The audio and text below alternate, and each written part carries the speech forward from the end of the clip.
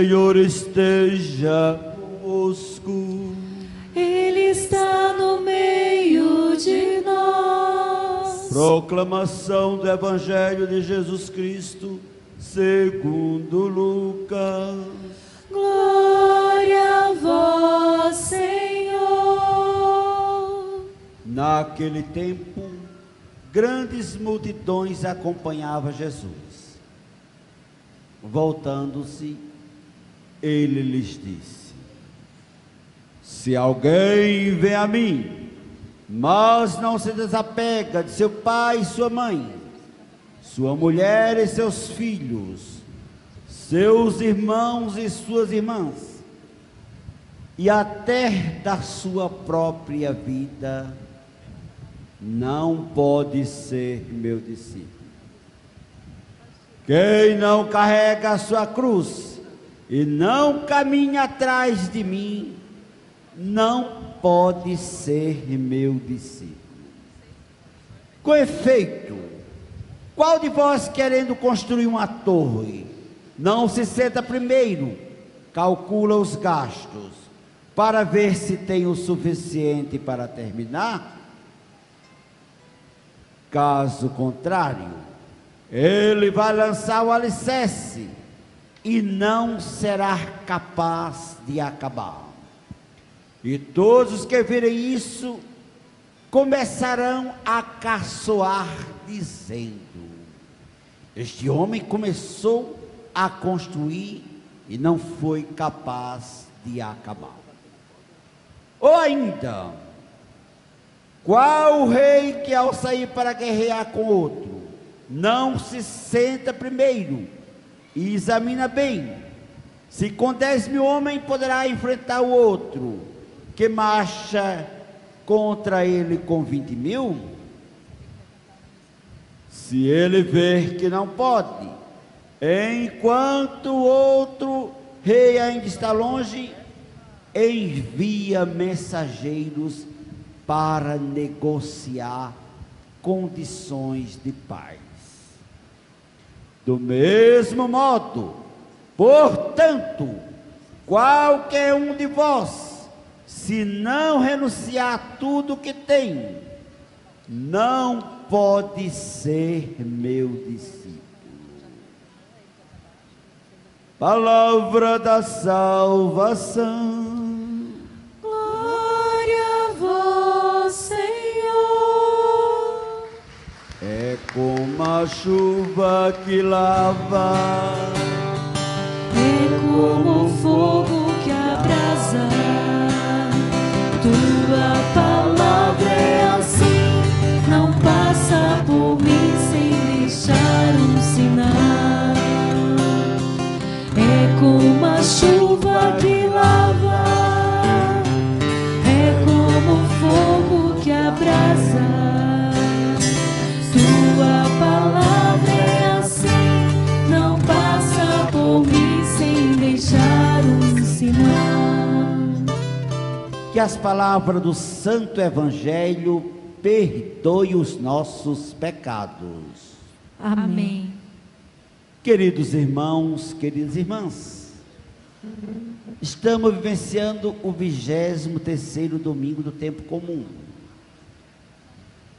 Se em agosto rezávamos pelas vocações, agora no mês de setembro a Igreja no Brasil nos chama para refletir sobre a palavra de Deus.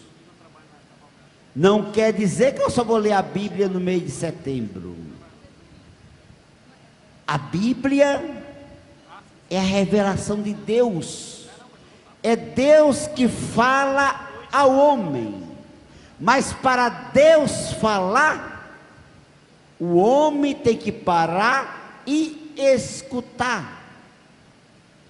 E a maneira mais privilegiada é a palavra, a Sagrada Escritura, que muitas vezes se encontra na nossa casa, na estante empoeirada.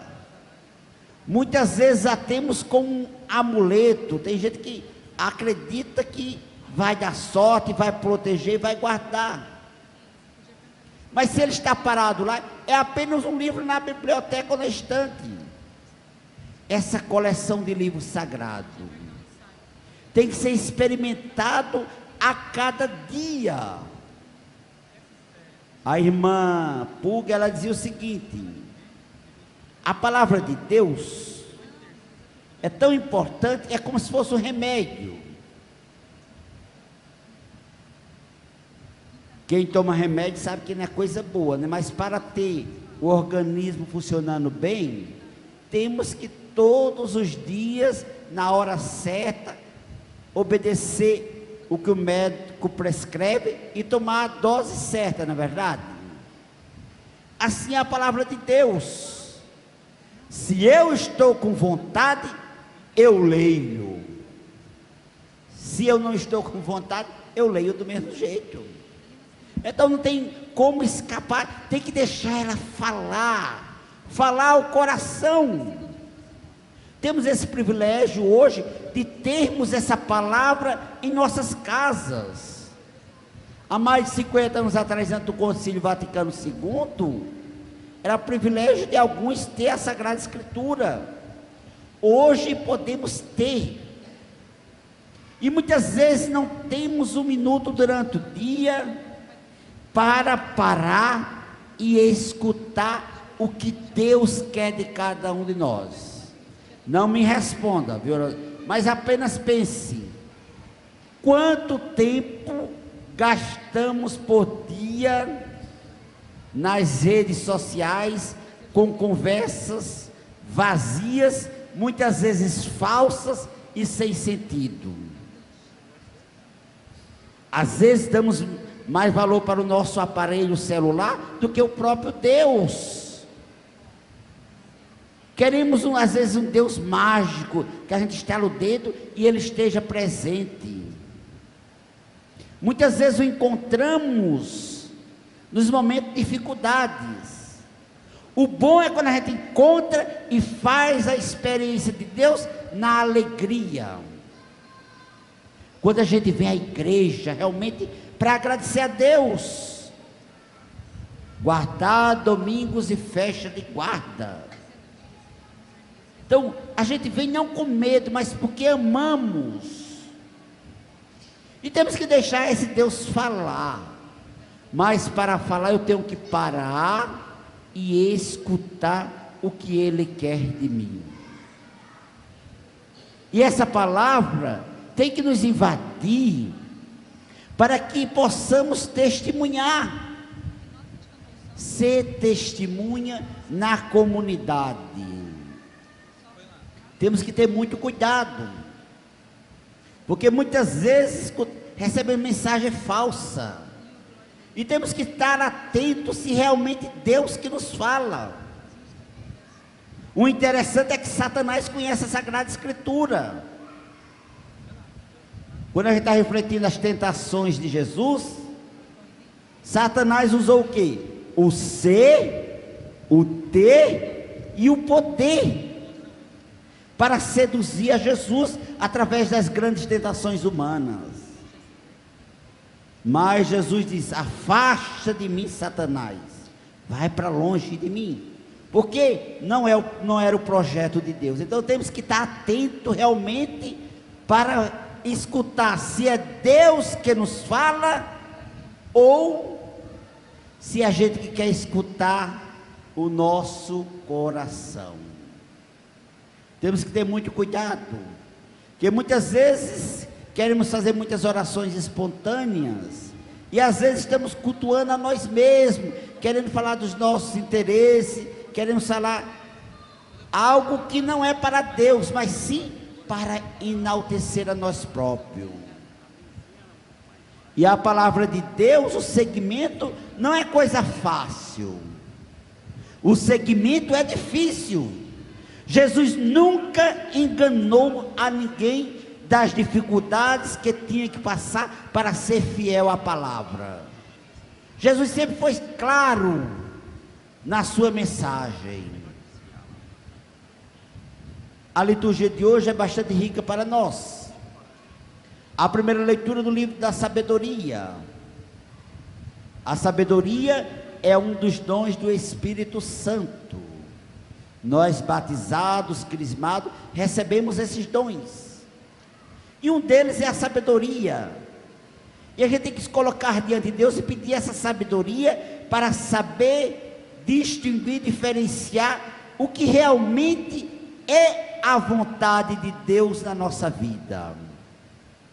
E ele diz que qual é o homem que pode conhecer o desígnio de Deus? Quem pode imaginar o desígnio do Senhor? Os pensamentos dos mortais são tímidos e nossas reflexões incertas, porque o corpo corruptível torna pesado a alma, a tenda de argila oprime a mente que pensa. Então veja, realmente é difícil o segmento saber o que realmente Deus quer nos falar a cada dia, mas temos que nos esforçar para realmente descobrir o que Deus quer de cada um de nós e fazer aquilo que agrada ao Senhor na nossa vida. A segunda leitura hoje é um bilhetinho, na verdade, a carta de São Paulo a Filemon. Quem já leu sabe que é minúsculo esse texto, mas é uma carta que está envolvida de amor. Filemon era um camarada que, pelo que o texto indica, era uma pessoa que tinha posses, que ele tinha direito a ter escravo. Então quer dizer que era alguém realmente importante e senhor. E esse escravo dele, Onésimo, fugitivo, encontra Paulo, se converte na prisão e começa a seguir. Paulo, conhecedor do direito, sabe que mesmo convertido, ele não pode ficar com aquele escravo. Por quê? Porque ele pertence ao seu senhor. Se ele ficasse com o escravo, ele estaria infringindo a lei. E o escravo fugitivo poderia ser punido se fosse pego o castigo dobrado. Então o que é que Paulo faz? Paulo escreve essa carta linda de amor. Eu gostaria de tê-lo comigo. Eu fiz nascer para Cristo na prisão. Eu estou mandando de volta ele como se fosse o meu próprio coração. Olha, realmente as palavras de Paulo é forte. Ele entrega como amigo e pede para que Filemon receba não como escravo, mas como um amigo, porque Paulo conheceu o amor. Paulo está nos últimos dias na prisão, mas escreve realmente essa carta de recomendação. O evangelho de hoje também é muito forte para nós. Jesus está a caminho de Jerusalém, sabe que vai morrer. Então diz que uma grande multidão acompanhava Jesus, e a gente sabe que multidão é coisa perigosa. Multidão sempre é muito fácil ser uma massa de manobra. Basta alguém que induza, a ideia já muda de ideia de uma hora para outra. Então temos que ter cuidado e ser consciente. E Jesus sabia, né? Porque tinha aqueles que vai com as outras, né? Acompanhando Jesus, vai por ir, vê a coisa, vê o movimento, acha interessante, vamos juntar. Então tinha muito curioso no meio dessa multidão. Também tinha aqueles que eram interesseiros. Vamos ficar com esse camarada, ele multiplicou pão, ele pode ser um rei, me garantir facilidade, eu posso me alimentar sem trabalhar, ele diz, ele prega o reino, quem sabe eu não vou ter uma vaguinha lá também. E a gente tem que ter cuidado também. A nossa fé tem que ser consciente. A nossa fé não tem, eu vou com os outros, ou eu vou por interesse. Temos que ter cuidado para parar como é a nossa fé. E tinha aqueles realmente que estavam seguindo as palavras de Jesus. Aí Jesus diz, olha, se alguém vem a mim, mas não se desapega de pai, mãe, mulher, filho, irmão, irmã, da sua própria vida, não pode ser meu discípulo. Não quer dizer que Jesus despreza as relações familiares, não é isso que ele quer dizer. Ele quer dizer que o serviço, o reino é urgente, e eu não posso ficar preso porque o outro não quer, porque a salvação é algo para todos, mas é algo individual. Eu acho lindo as nossas santas mulheres, não é verdade? Muitas vezes tem muito homem que vem para a igreja não de boa vontade no começo, mas as mulheres que arrumam o seu jeitinho e o traz para apresentar a Jesus Cristo. Eu acho lindo. Muitas santas mulheres realmente conseguem converter o coração dos maridos. Eu acho lindo esse papel da mulher. Realmente, vir à igreja, realmente agradecer a Deus. Realmente não por obrigação, mas por amor. E ele diz, né, realmente, quem não carrega a sua cruz e não caminha atrás de mim, não pode ser meu discípulo. Isso quer dizer que todos nós vamos ter provações, vamos ter sofrimentos, vamos ter tribulações. Não é fácil ser santo, não é fácil ser justo, não é fácil ser honesto, mas não é impossível. E Jesus fala, realmente, é difícil. O próprio Jesus passou na pele todas as provações humanas, as situações mais possíveis, até a morte mais injusta e da forma mais atroz do mundo, ele sofreu para nos salvar. Então temos que ter coragem de carregar as nossas cruzes assumidas. São tantas no dia a dia. Mas ele lança esses dois casos aqui, olha, do camarada que vai construir uma torre. Primeiro ele senta aí, planeja. Quando vai para guerrear também planeja se vai dar certo ou não vencer. Se não, manda condições de paz. Quando eu vejo isso, eu me lembro dos nossos jovens de hoje.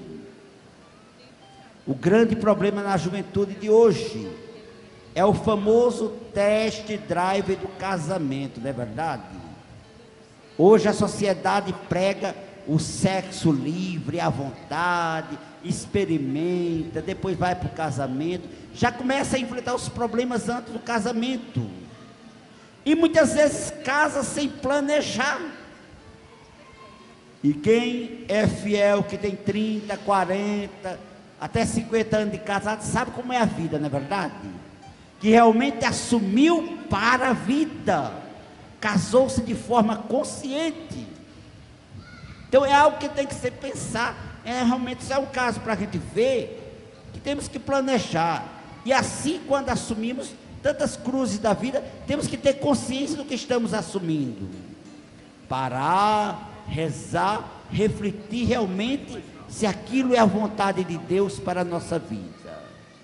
Então peçamos, meus irmãos e minhas irmãs, que o Senhor nos ajude a termos sabedoria, e que a gente possa encontrar em Deus um refúgio para nós. Que Ele assim nos ajude a sermos fiel na nossa vocação de cristão. Louvado seja nosso Senhor Jesus Cristo. Para sempre seja louvado.